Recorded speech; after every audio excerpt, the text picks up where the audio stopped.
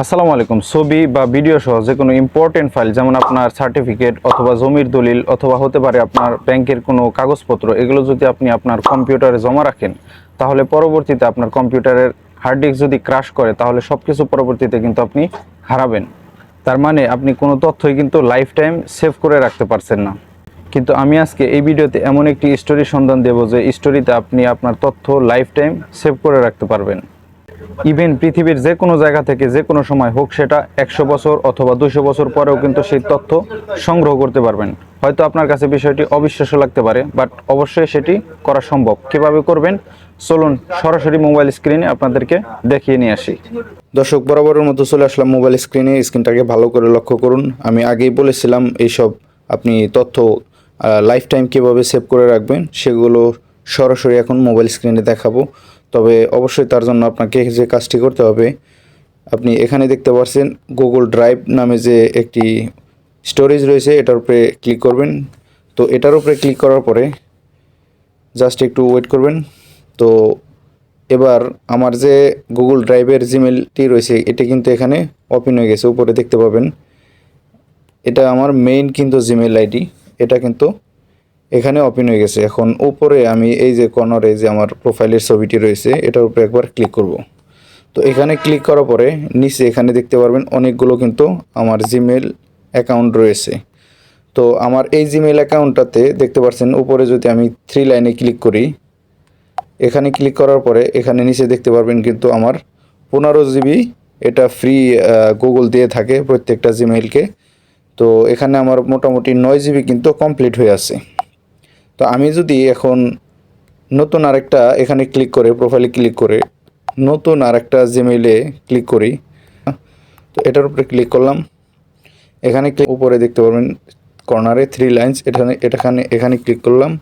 এখানে ক্লিক করার সাথে সাথে নিচে দেখতে পাবেন আমার এই যে 15 জিবি স্টোরেজ কিন্তু এখানে মানে এখনও কোনো কিছু এই জিমেলটিতে এখনও রাখা হয় নাই, এটা সম্পূর্ণ খালি রয়ে গেছে, 15 জিবি আছে।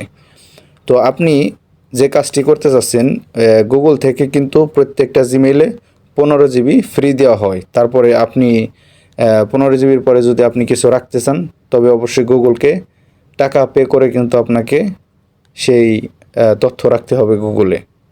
তো আমি যে কাজটি আপনাদেরকে শেখাবো, এরকম একটা জিমেইল, নতুন জিমেইল আপনি কিভাবে সম্পূর্ণ তথ্য রাখবেন, তার জন্য নিচে দেখতে পাবেন এই যে প্লাস আইকনটি রয়েছে, এটার উপরে একবার ক্লিক করবেন। তো এটার উপরে ক্লিক করার পরে তারপরে এখানে ফোল্ডারে ক্লিক করবেন।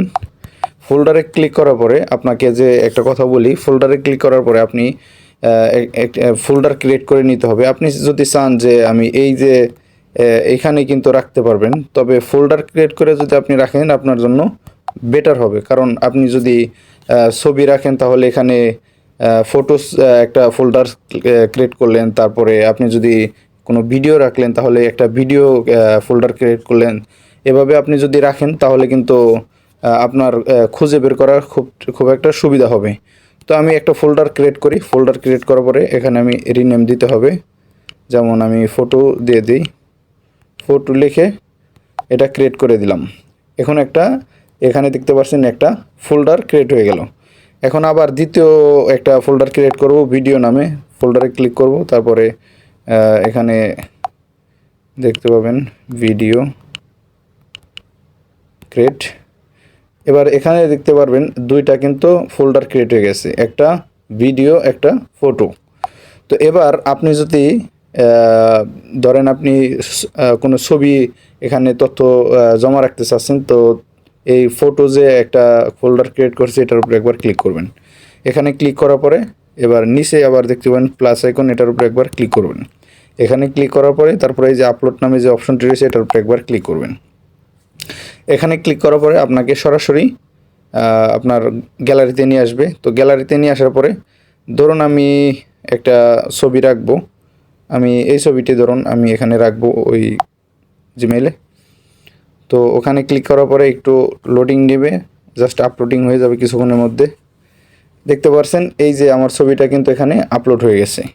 এখন আমি যদি ব্যাগে ক্লিক করি, ব্যাগে ক্লিক করার পরে এই যে ফটো যে আমি ফোল্ডারটা ক্রিয়েট করলাম, এই ফোল্ডারের ভিতরে কিন্তু আমার ছবিটা এসে জমা হয়ে গেছে। আমি যদি আবার ফোল্ডারে ক্লিক করি দেখতে পারবেন এই ছবিটা কিন্তু এখানে এসে জমা হয়ে গেছে। সেম প্রসেসে আপনি কিন্তু ভিডিও ফোল্ডারে ক্লিক করেও কিন্তু আপনি এখানে প্লাস আইকনে ক্লিক করে তারপরে আপলোডে ক্লিক করে কিন্তু আপনি ভিডিও, ছবি অথবা যে কোনো তথ্যই আপনি চান না কেন এখানে যদি আপনি জমা রাখেন, তারপরে আপনি যে কোনো স্থানে, যে কোনো জায়গায়, যে কোনো সময় যেখানে থেকেই চান আপনি কিন্তু এই শুধুমাত্র জিমেলটি এই গুগল ড্রাইভে অ্যাক্টিভ করে কিন্তু আপনি লগ ইন করে সমস্ত তথ্য যা রয়েছে সব কিছু কিন্তু আপনি দেখে নিতে পারবেন।